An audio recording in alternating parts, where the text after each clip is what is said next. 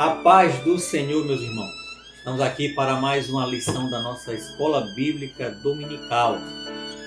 Estamos estudando nesse trimestre, a carta de Paulo à igreja em Éfeso, que tem um título desse primeiro trimestre, A Igreja Eleita, e um subtema, Redimida pelo sangue de Cristo e selada com o Espírito Santo da promessa.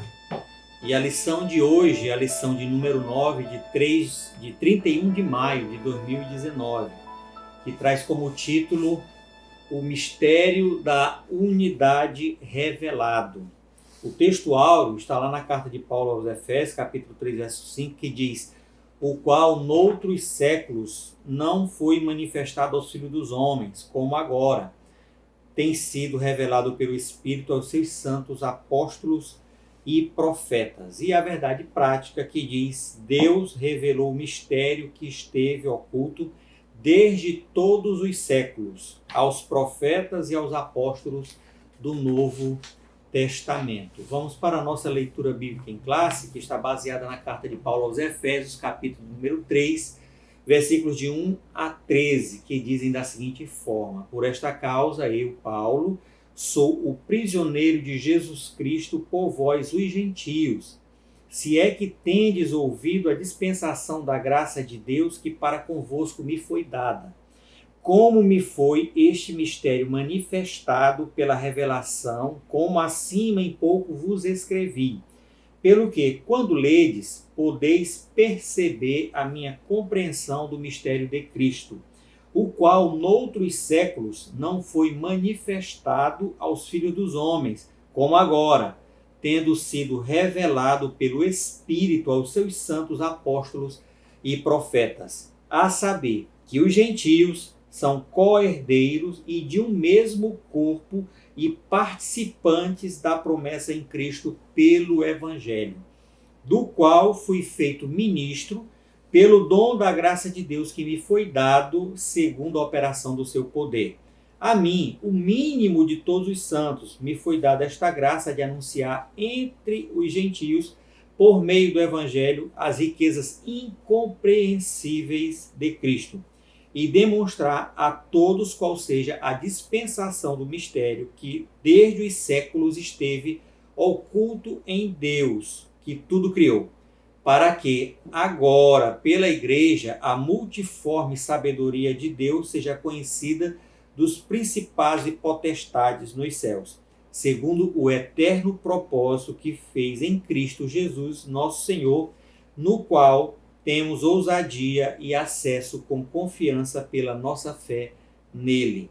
Portanto, vos peço que não desfaleçais nas minhas tribulações por vós, que são a vossa glória. Bendito seja o nome do Senhor.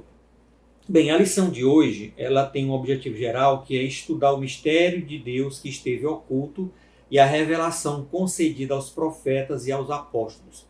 E este objetivo geral está subdividido em 3 tópicos, cada um também com seu objetivo específico, sendo que o tópico 1 é explicar o mistério oculto de que judeus e gentios seriam um só povo integrante de um mesmo corpo.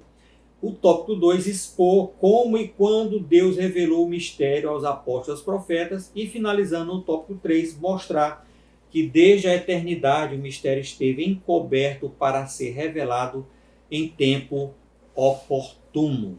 Bem, então, começando então a nossa lição, aqui a introdução, traz dizendo que Paulo e os demais apóstolos, bem como os profetas do Novo Testamento, receberam por meio de Cristo a revelação do mistério oculto, Está aqui na carta de Paulo, que nós acabamos de ler, capítulo 3, dos versos 1 a 4, já mostra o apóstolo falando desse mistério oculto. E nesta lição nós vamos estudar então esse conceito bíblico de mistério, ok? Como esse mistério esteve oculto nas eras passadas e como o mistério nos foi revelado na nova aliança e como ele foi pré-estabelecido por Deus na eternidade. Amém? Então é um resumo do que vai ser estudado na manhã desse dia. Bem, então o primeiro tópico, o mistério oculto no Antigo Testamento. Os gentios ignoravam as promessas né? Nós nem imaginaríamos, nem podíamos ter pensado que Deus tivesse algum propósito para conosco. E da mesma forma, os judeus pensavam que eles eram os únicos beneficiários delas, certo? Porém, ambos, né, tanto os judeus quanto os gentios, desconheciam esse mistério na sua profundeza, na sua profundidade, ok? Então, iniciando aqui, o conceito bíblico do mistério. Essa palavra mistério vem do grego mysterion, que significa segredo ou doutrina secreta. Indica alguma verdade que esteve oculta e passou a ser conhecida. Aqui não se refere a algum mistério que somente alguns poucos iniciados possam compreender. As seitas de mistério, no geral, elas têm esse viés de querer ocultar algumas verdades, certo?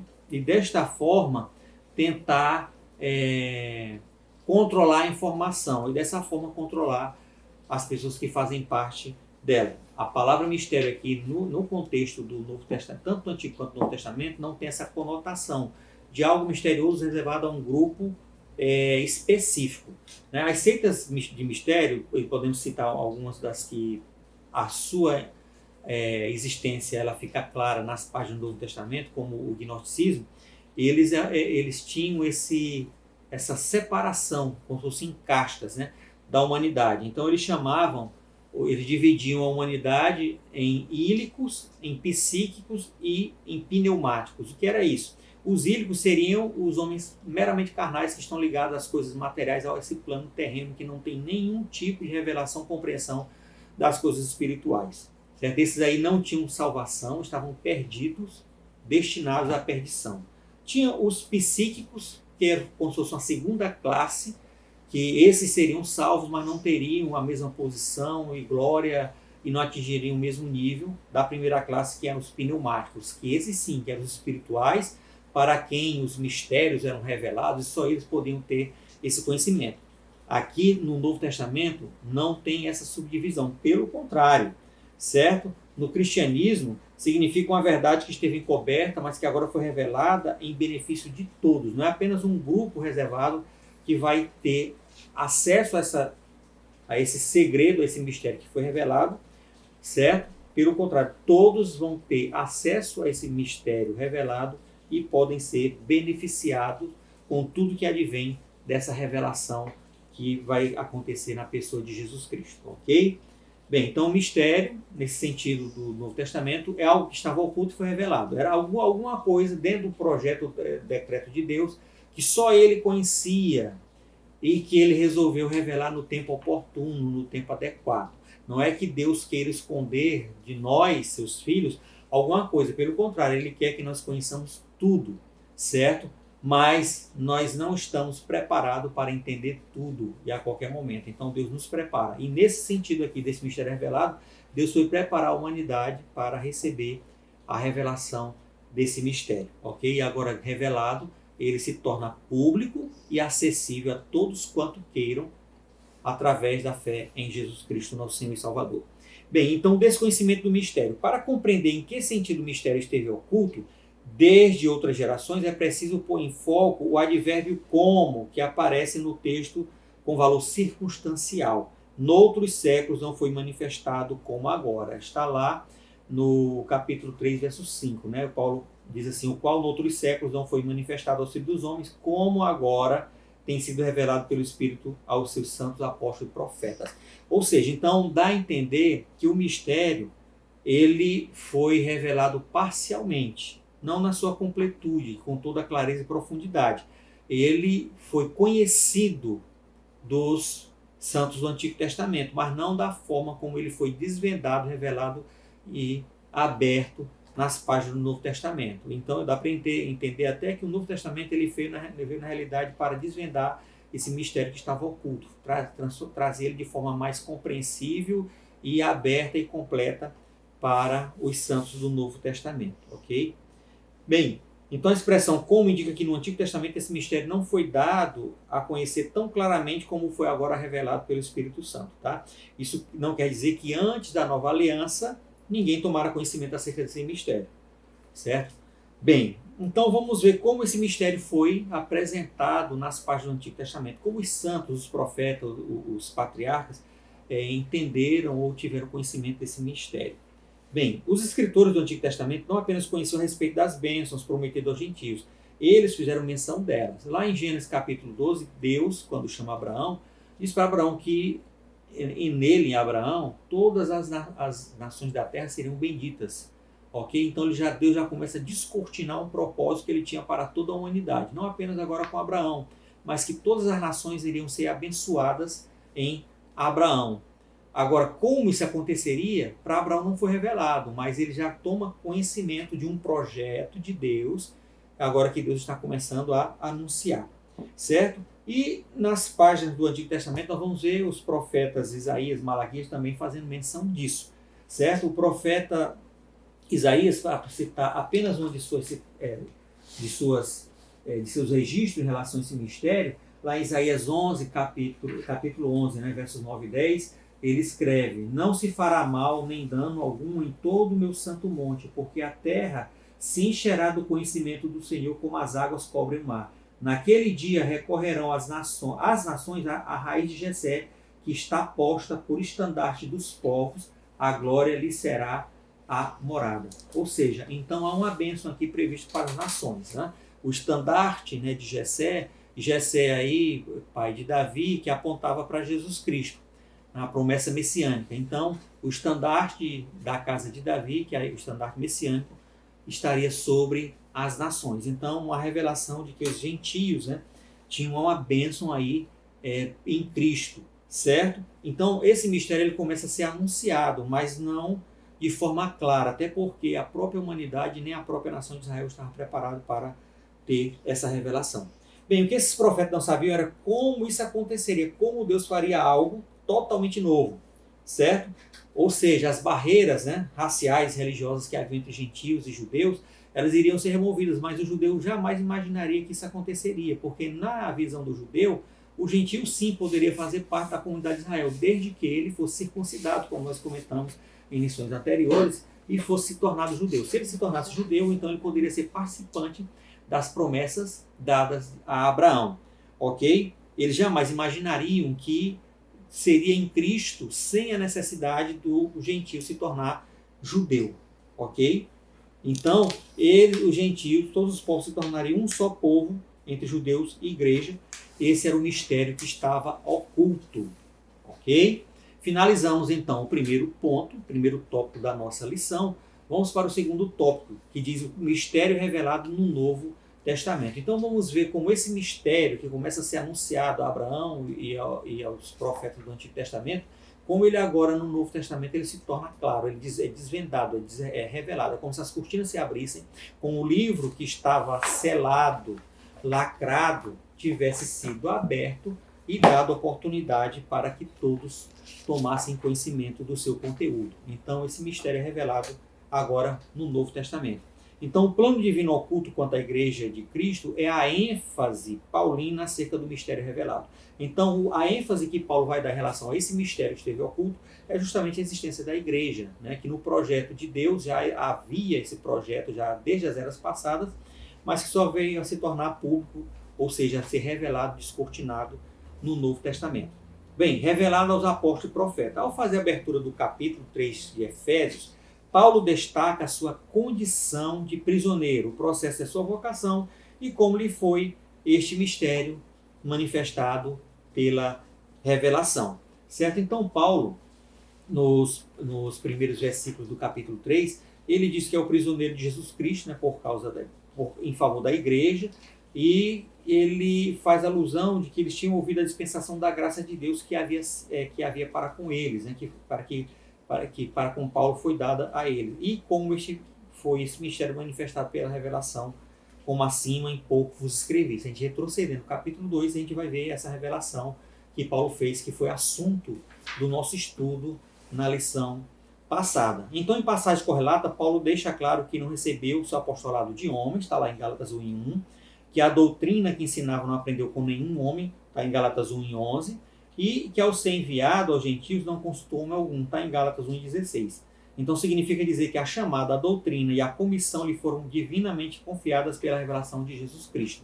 É interessante frisar aqui que não há nenhuma arrogância ou prepotência da parte do apóstolo em dizer que ele foi chamado diretamente por Deus, que a doutrina que ele ensinava, ela tinha sido trazida diretamente por Jesus Cristo para ele, e que a chamada, o envio dele para as missões tinha sido feito também diretamente por Deus. Não há nenhuma arrogância desse tipo. Na realidade, o que o apóstolo ele quer dizer é que sim, apesar dele não ter feito parte do grupo dos 12, não ter andado com os 12, toda a autoridade dele vinha da parte de Deus.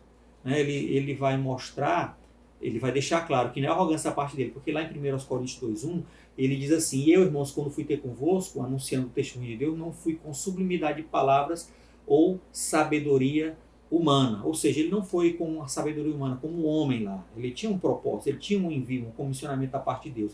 No versículo 4, capítulo 2 da primeira carta aos Coríntios, ele continua: e a minha palavra e a minha pregação não constiam em palavras persuasivas de sabedoria humana, mas em demonstração do Espírito e poder. Ou seja, ele dizia o seguinte, que o que confirmava esse conhecimento dele, a graça de Deus sobre a vida dele, desse mistério oculto e essa autoridade que ele tinha para anunciar esse mistério, pregar o evangelho, não era demonstrado com sabedoria, com filosofia humana. Pelo contrário, a prova de que ele tinha sido comissionado, chamado, instruído por Deus, era justamente a demonstração do poder do Espírito Santo na vida dele. A ação do Espírito Santo na vida do apóstolo era a confirmação, era a prova indiscutível de que ele realmente era um apóstolo de Deus. E ele defende esse apostolado, porque algumas igrejas, inclusive a de Coríntios, haviam questionado a autoridade de Paulo quanto ao apostolado. Ele se apóstolo não por não ter feito parte do grupo dos 12. Então ele ratifica, ele faz a sua defesa, certo? Nas suas cartas, né? Bem, o apóstolo assegura ainda que o mistério oculto foi revelado pelo Espírito de Deus a ele e aos demais apóstolos e profetas.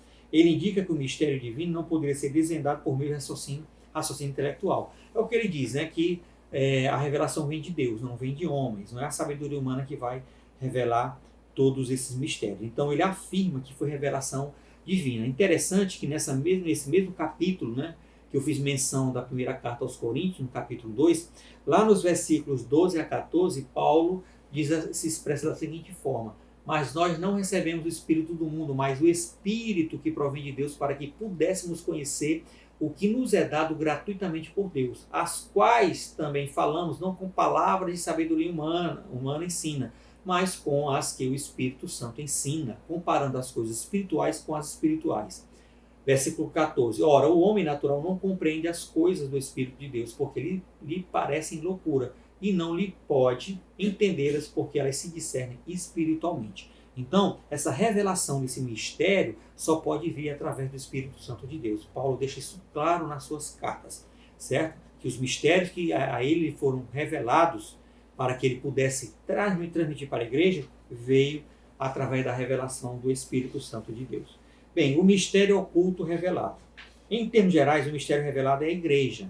Certo? Nas palavras de Paulo, em suas cartas, ele vai justamente mostrar esse mistério à própria igreja, encabeçada por Cristo. Essa revelação começa pela declaração de que o Pai idealizou tudo desde sempre. Ele trata desse assunto no primeiro capítulo da carta aos Efésios, mostrando a soberana vontade de Deus, desde as eras passadas, planejando, segundo o beneplácito do seu poder, segundo a sua soberania, planejando a salvação de todos em Cristo.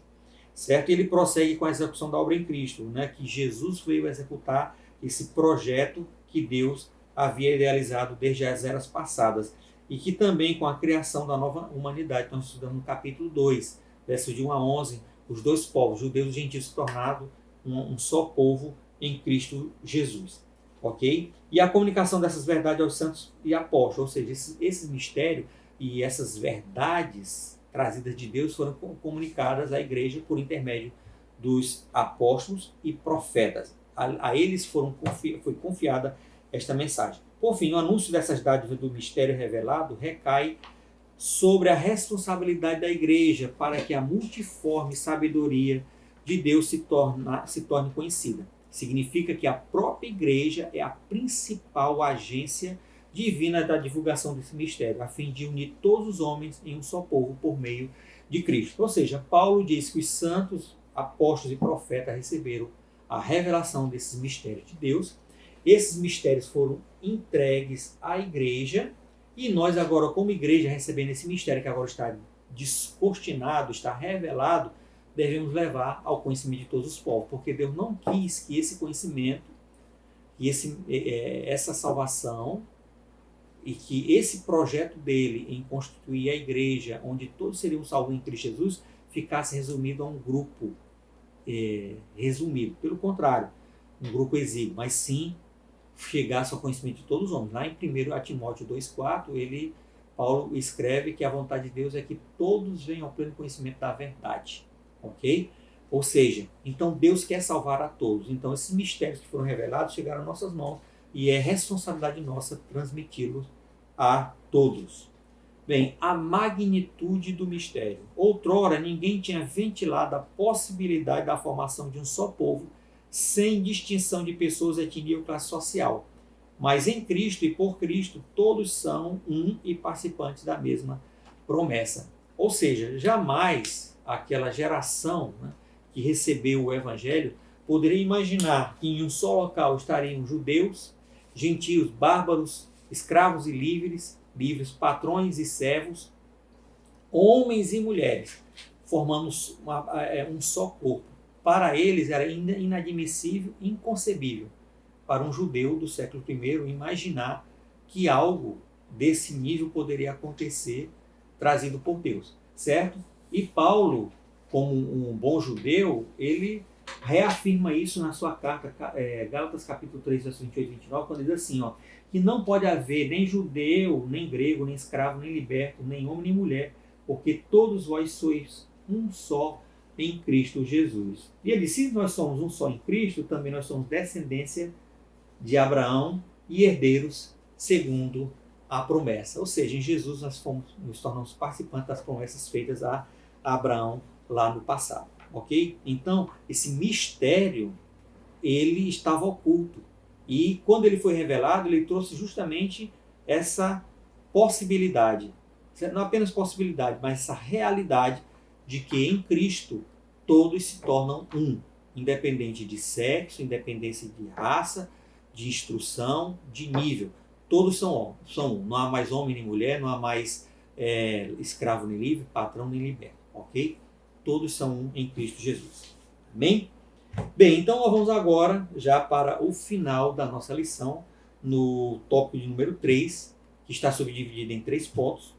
Já estamos caminhando para o final da lição de hoje, que é o mistério pré-estabelecido por Deus. É o último tópico, o tópico número 3 da nossa lição. Então Deus não foi surpreendido com o pecado no Éden, certo? Desde a eternidade o Senhor já havia pré-estabelecido um plano para ser executado na plenitude dos tempos. Deus sabia que Adão e Eva iriam cair, nós já falamos disso nas lições passadas, e ele já estava preparado para isso.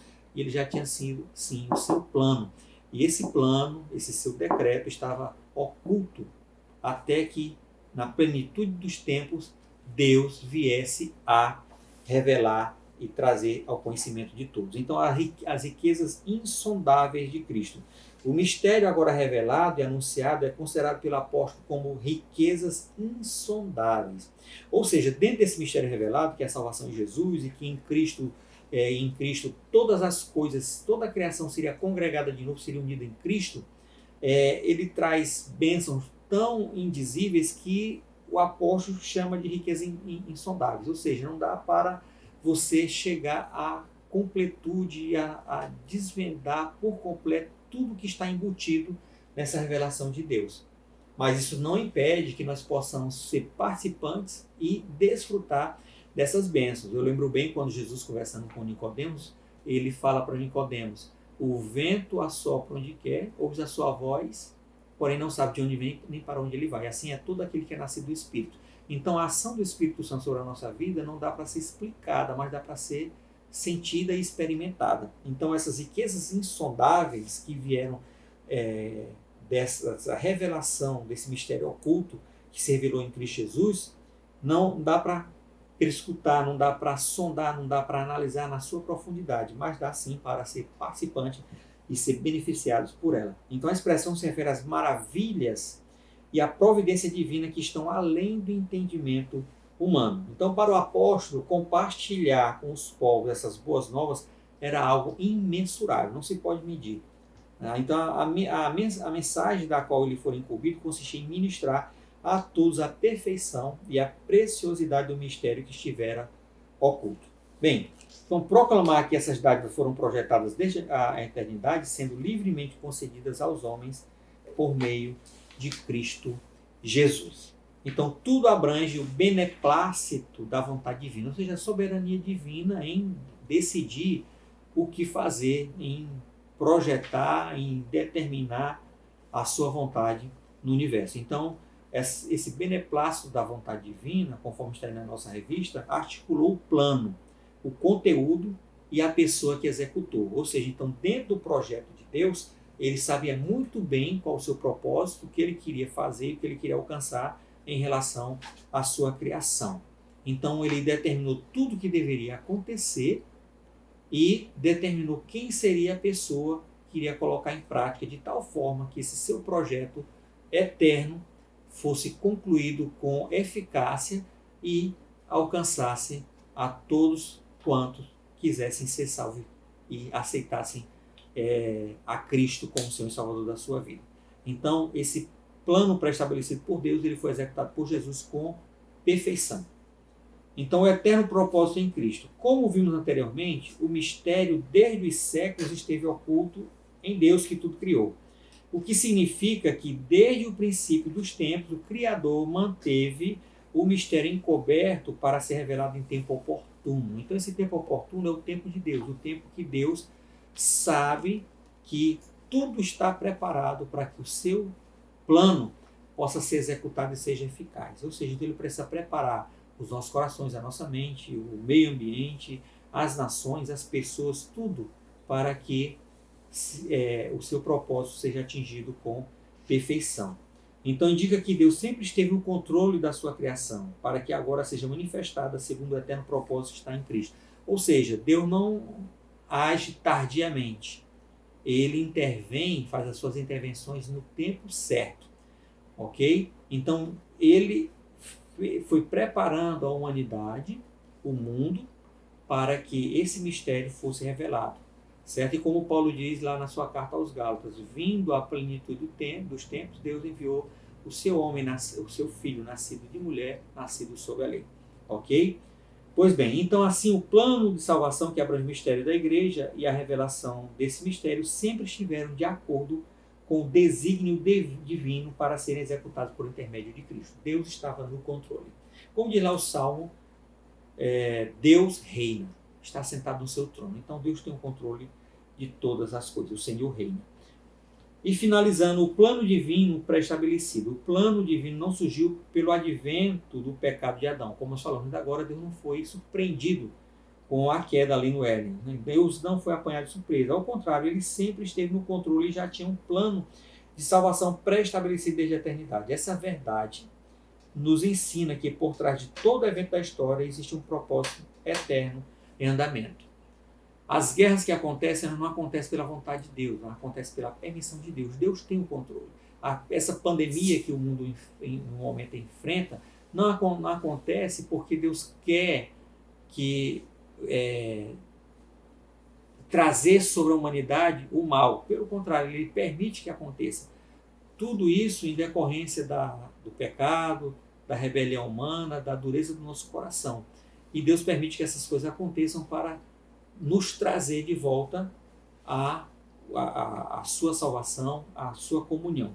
Ok? Então Deus está no controle de todas as coisas. Nada acontece no universo que não seja por permissão ou por ação divina. Às vezes é necessário que Deus permita que determinadas coisas aconteçam para que o homem possa despertar da sua ignorância, da sua rebeldia e da dureza do seu coração e assim se voltar para o Criador. Mas nada foge do controle de Deus. Ele controla todas as coisas. o plano divinamente pré-estabelecido. O plano divino não surgiu pelo advento do pecado de Adão. Deus não foi apanhado de surpresa. Ou seja, Deus não é surpreendido por ninguém. Ele não foi surpreendido lá no Éden com a queda de Adão. Deus já sabia tudo que iria acontecer. E esse seu projeto, que era a igreja e congregar em Cristo todas as coisas, já estava pré-estabelecido desde as eras passadas. Essa verdade nos ensina que por trás de todo evento da história existe um propósito eterno em andamento. Deus é soberano e controla todas as eras, tempos e circunstâncias. Certo? Então Deus tem o controle das nações, Deus tem o controle das forças da natureza, Deus tem o controle das nossas vidas, Deus tem o controle de todas as coisas. Ele nos dá arbítrio para decidir livremente o que vamos fazer da nossa vida. Mas ele põe limites às nossas ações. Ok? Então Deus é soberano e o seu projeto estava pré-estabelecido, ele não foi pego de surpresa. Ok? Então nesse eterno propósito, no tempo previamente determinado, o mistério da igreja foi executado em Cristo. Ou seja, no tempo que Deus decidiu, as condições sociais, políticas, ambientais, espirituais, elas estavam da forma que Deus queria para que Jesus viesse executar o seu plano. Certo? E finalizando, o mistério da igreja esteve oculto nas gerações passadas, mas no tempo estipulado, Deus o revelou. A quem? Aos apóstolos e profetas. Judeus e gentios desconheciam esse mistério, mas estavam inseridos no projeto inicial de Deus. Tal mistério agora revelado deve ser anunciado pela própria igreja, conforme os desígnios divinamente pré-estabelecidos desde a eternidade. Chegamos ao final de mais uma lição da nossa Escola Bíblica Dominical. Quero agradecer a sua atenção, vocês ter estado conosco nesses breves minutos, e gostaria de pedir que você deixasse seus comentários, desse um like. Se você ainda não se inscreveu no canal, se inscreva, marque o sininho para receber novas atualizações. Ok? Deus abençoe a sua casa, a sua família. Bendito seja o seu nome para sempre. Amém.